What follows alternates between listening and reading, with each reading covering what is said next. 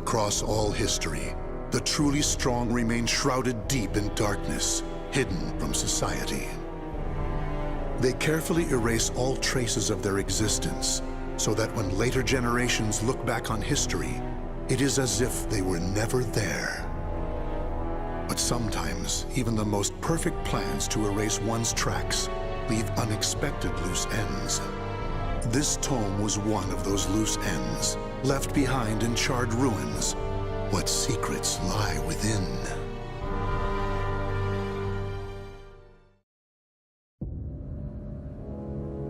Zasalamel created me. A banal way to begin a tome, but writing down one's own history in a book is strange enough to begin with. I began writing this as an indulgent pastime, so I may as well enjoy myself. Now, about the cursed sword known as Soul Edge. I intend to record its secrets in this very tome. However, I must exercise caution. A fitting end awaits all who seek the cursed sword. Some may laugh and call this an exaggeration. Should anyone who has held that sword ever read this tome, though, I'm certain they'll agree with me. The origin of Soul Edge is a mystery. Legend says it was once an ordinary sword, void of any power. But after fighting on countless battlefields, it gathered a great deal of negative power, until a curse fell upon it. That much is true. All who took Soul Edge in their hands became slaves to the blade, murdering until they bled their last drop of blood. That is why so few know of it, despite its appearances time and time again throughout history. Until, that is, an age-long past, when there appeared a man with a mind powerful enough to resist the sword's control. He was known as the Hero King.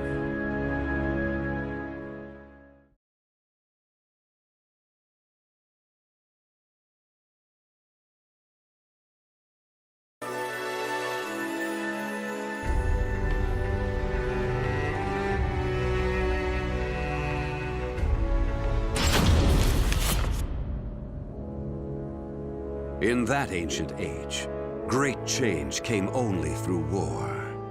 Thus, controlling Soul Edge meant ruling the world. The Hero King, being the man he was, one could say it was inevitable that he would bring peace to this warring world. I won't record the Hero King's name here. Someday I may decide the time is right to reveal it, but that time isn't now. It is said the Hero King lost Soul Edge due to his jealous son. After the Hero King killed his son, the spirit sword SOULCALIBUR was born from the remnants of the cursed sword. Indeed, the cursed sword and the spirit sword both come from the very same steel. While the name Soul Edge is known to a select few, the name SOULCALIBUR is known to almost no one. There is a reason the spirit sword was never revealed to the world. Some say the Hero King created the spirit sword, but the truth is that the Hero King risked his life and failed. Those who would carry on the dead king's wish and perfect SOULCALIBUR were to come later. They were known as the guardians of the spirit sword. Like a thief in the night, they took the spirit sword and withdrew into the dark recesses of history. They told others of the Hero King's spirit sword, and that they were going into hiding to both prevent SOULCALIBUR from being used for evil and to prepare for the threat of Soul Edge.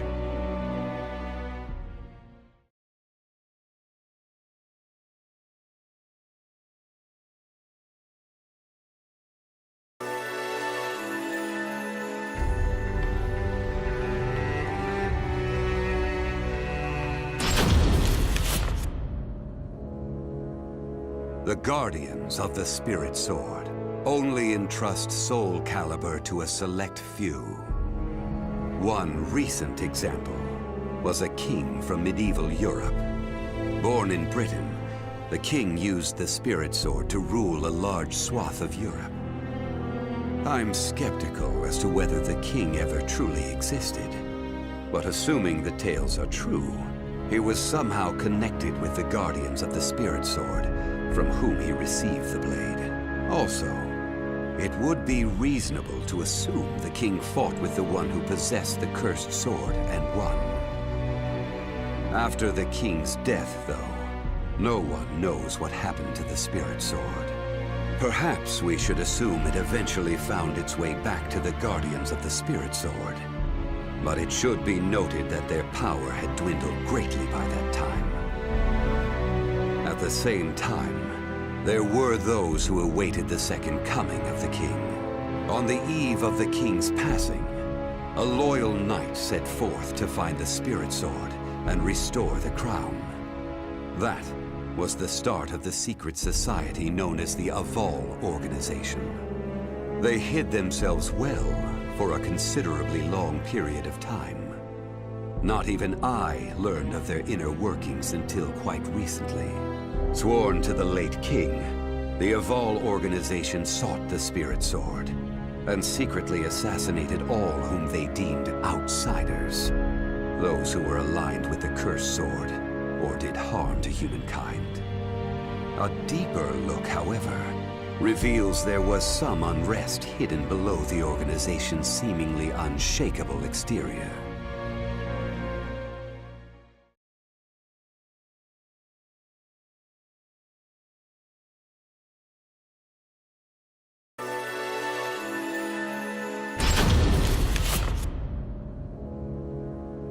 After slumbering in the shadows of history, Soul Edge was awakened by the pirate Cervantes de Leon. Cervantes attacked the ship of one who had won Soul Edge at an auction.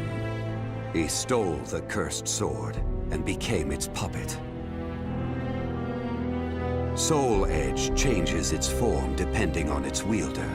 When Cervantes took up the cursed sword, it transformed into two blades. And after nearly 30 years of slumber, it caused that terrible catastrophe. Cervantes and the cursed sword were defeated by a female warrior, and one of the blades was destroyed. Shattering without coming in contact with the spirit sword was a first for Soul Edge. Immediately afterwards, the evil seed occurred. The evil within Soul Edge was unleashed upon the entire world. Why did the evil seed occur? What havoc did it wreak where it landed? Not even I have any way of discerning this. But one thing is certain. Ever since that day, the cursed sword's malfested kin have been swiftly multiplying. What does it mean to be malfested? It's extremely hard to define, for the resulting phenomena are so varied. There are those who undergo monstrous transformations, while others look no different from ordinary humans at first glance. In addition to humans, some animals have experienced transformations as well. Common traits of the malfested include heightened fighting instincts and violent tendencies. Some become beasts, hungry only for slaughter, while others use strategy to entrap powerful foes. But they all slip into towns and cities, seeking blood under the cover of darkness. Some time after the evil seed, the Azure Knight Nightmare appeared. Rumors said he possessed Soul Edge, and his string of indiscriminate murder seemed to agree with this. Personally, I was also interested in discovering this knight's true identity. I then received news that the Aval organization had encountered him and were defeated. It intrigued me that there seemed to be someone in their organization deeply interested in the evil seed.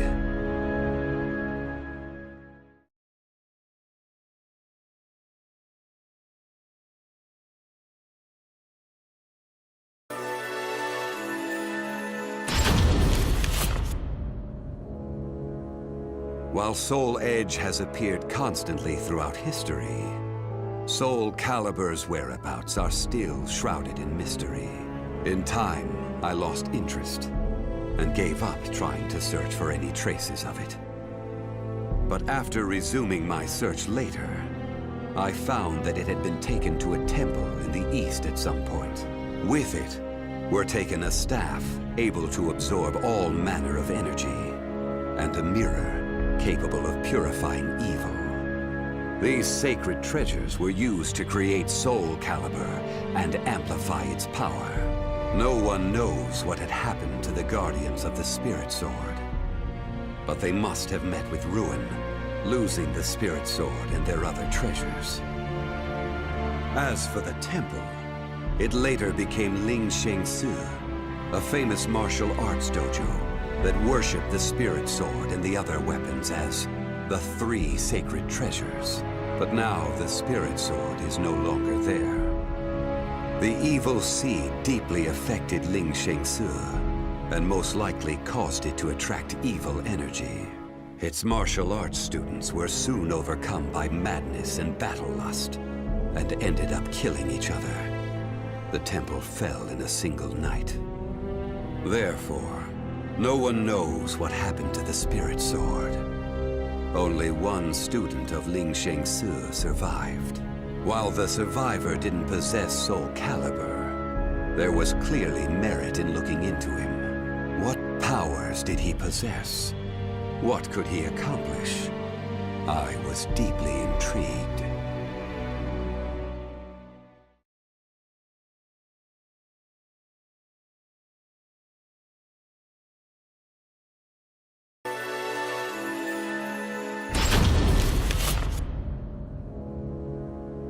I only started writing this tome as a pastime, but in order to give it a clear perspective, I must reveal my identity.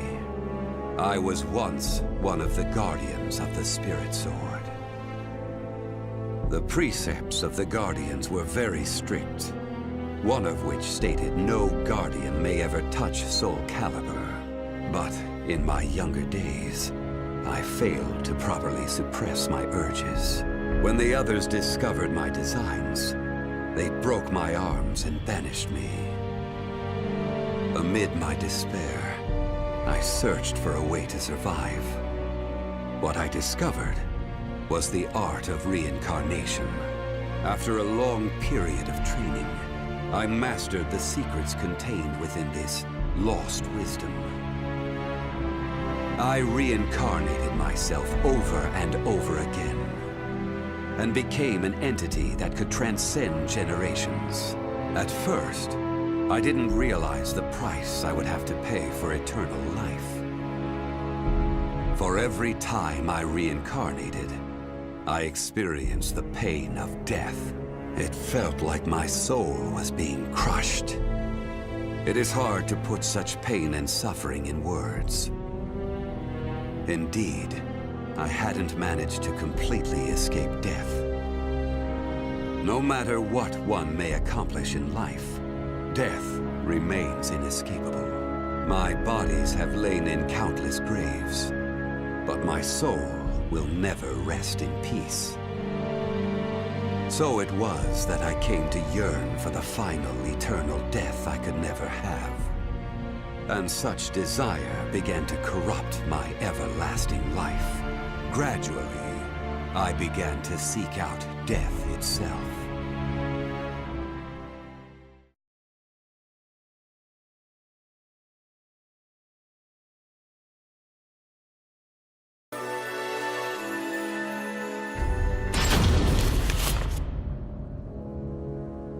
That was 1,000 years ago. My desire for death was at its peak. That longing for true death led me to even take hold of Soul Edge. Wisdom, power, battle lust. In those days, I felt I could do anything. But when it was over, I was forced to confront just how prideful I had been. As a puppet of the cursed sword, I kept fighting to my last breath. And for what?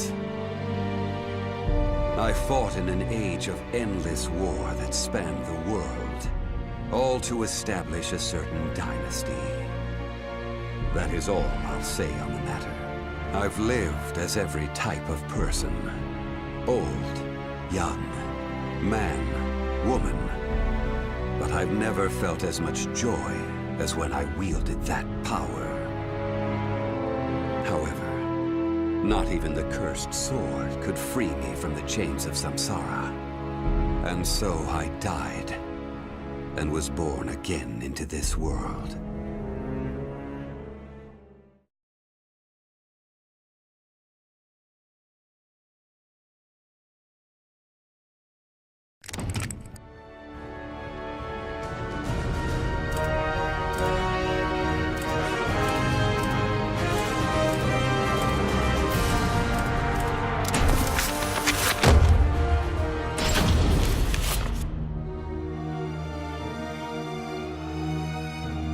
This tome has become much longer than I imagined it would be. I may have gotten carried away and written a bit too much, but I hope you understand I didn't have time for editing. Not that it matters, as I plan to burn this book to ashes. It may seem strange for me to care about time, as death holds no sway over me. But time waits not, even for the eternal. The cursed and spirit swords are together, and their power grows. Now is the perfect chance for those who seek power. It is time for me to take action. I once wished for death, but now I wish for something else. Now, I wish to cultivate the potential that people possess and lead them to a glorious new future. I seek not meaning or understanding in this. I am not even certain from which of my memories this thought sprang. I feel as if it has always been inside of me, like a memory from a past life. I've thought of one other possibility. Perhaps this memory is from the future, sent back to me by my future self.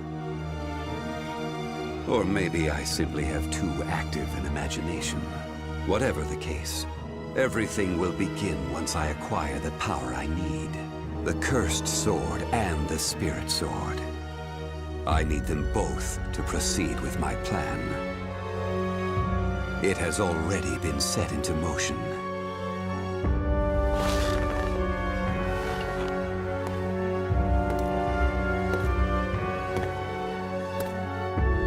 The time has come.